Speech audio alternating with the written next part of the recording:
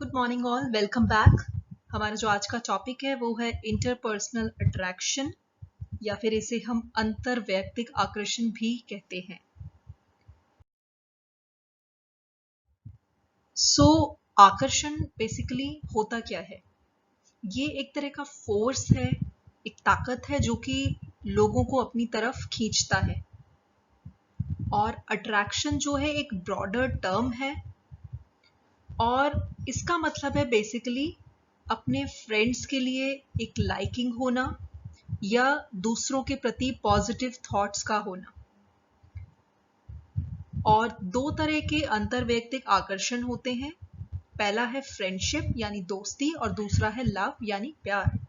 सामाजिक मनोविज्ञान के एक भाग के रूप में अंतरवैयक्तिक आकर्षण लोगों के बीच आकर्षण का वह अध्ययन है जो प्लेटोनिक या रोमांटिक रिलेशनशिप्स के विकास की ओर लेकर जाता है। यह भौतिक आकर्षण जैसी धारणाओं से अलग है और इसमें क्या है और क्या सुंदर या आकर्षक नहीं माना जाता है, इस तरह के विचार शामिल हैं।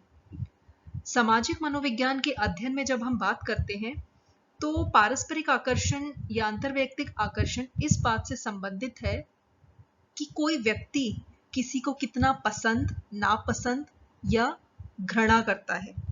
इसे दो लोगों के बीच कार्य करने वाले बल के रूप में देखा जा सकता है जो उन्हें एक साथ खींचने और उनके अलगाव का विरोध करने के लिए प्रेरित करता है। नाउ अट्रैक्शन जो है, आकर्षण जो है, वो किस चीज पे डिपेंडेंट है? बेसिकली अट्रैक्शन डिपेंड करता है उस पर्सन के ऊपर जो कि आपको इवैल्यूएट कर रहा है और जो भी समानताएं और डिफरेंसेस हैं इवैल्यूएटर और पर्सन इवैल्यूएटेड के बीच में। इवैल्यूएटर मीन्स अगर मैं आपको इवैल्यूएट कर रही हूं तो मैं इवैल्यूएटर हूं और आप हैं वो इंसान जिसको इवैल्यूएट किया जा रहा है। अट्रैक्शन डिपेंड करता है उस सिचुएशनल कंटेक्स्ट के ऊपर जिसमें कि दो लोग आपस में इंटरैक्ट कर रहे हैं। अब क्या रीजंस है जिनके ऊपर डिपेंड करता है या हमारे जो क्लोज बॉन्ड्स हैं या रिलेशनशिप्स हैं वो बिल्डअप होते हैं? पहला आ जाता है इसमें नीड फॉर एफिलिएशन यानी संबंधन आवश्यकता। नीड फॉर एफिलिएशन आपने मैस्लो की नीड्स थ्योरी में भी पढ़ा होगा इसके बारे में। बेसिकली ये जो है एक तरह का डिजायर होता है कि आप अच्छे रिलेशनशिप एस्टैब्लिश करें और मेंटेन करें दूसरे लोगों के साथ। और जब संबंधन की आवश्यकता हमारी पूरी हो जाती है तो हमें एक तरह का इमोशनल सपोर्ट मिलता है, हमें अटेंशन मिलता है और नई अपॉर्चुनिटीज अराइज होती है। अगला आ जाता है हमारा नीड फॉर इंटीमेसी यानी आत्मीयता आवश्यकता। ये वो डिजायर है जब हम क्लोज और अफेक्शनेट रिलेशनशिप्स मेंटेन करते हैं जिसमें कि हमारी पर्सनल इंफॉर्मेशन जो भी है वो हम दूसरे के साथ डिस्क्लोज करते हैं और शेयर करना पसंद करते हैं।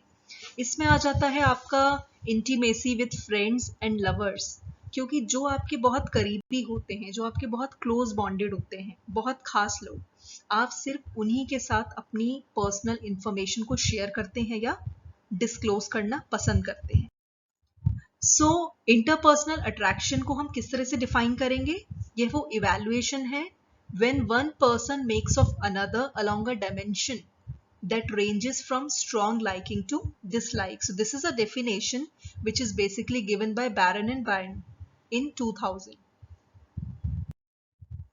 अब कौन से वो फैक्टर्स हैं जिनकी वजह से आकर्षण जो है वो इन्फ्लुएंस होता है या प्रभावित होता है? पहला है इसमें फिजिकल प्रॉक्सिमिटी या भौतिक निकटता।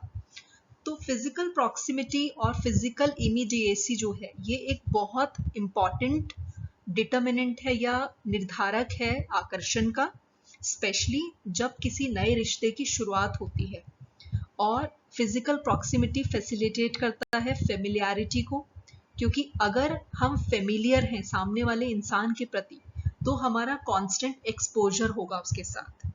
और इस तरह से क्या होगा, जब आप एक्सपोज करेंगे आपका एक्सपोजर बढ़ेगा तो आपके इंटरेक्शन की अपॉर्चुनिटीज भी बढ़ेंगे, आपके अट्रैक्शन के चांसेस भी बहुत ज़्यादा बढ़ेंगे। So this is physical property. Next is similarity यानी समानता। तो समानता यानी किस चीज़ में? समानता हो गई एटीट्यूड में, आपके बिलीव्स में, आपके इंटरेस्ट यानी रुचि, आपका व्यक्तित्व यानी पर्सनालिटी में, और इवन आपके फिजिकल अपीयरेंस में, आपके बाहरी व्यक्तित्व में, शारीरिक व्यक्तित्व में। तो ये सब चीजें जो है कहीं ना कहीं स्ट्रांगली इन्फ्लुएंस करती हैं हमारे अंतर्वैयक्तिक आकर्षण को।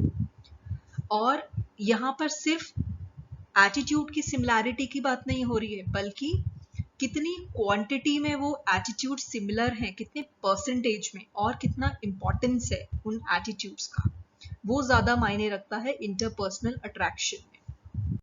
हमारा नेक्स्ट आ जाता है कॉम्प्लीमेंट्री यानी पूरक। पूरक मीन्स जब हर पार्टनर के कैरेक्टरिस्टिक सेटिस्फाई करते हैं दूसरे की नीड को, तो यहां पर हम एक फ्रेज बोल सकते हैं, opposite always attract. So that is complementary.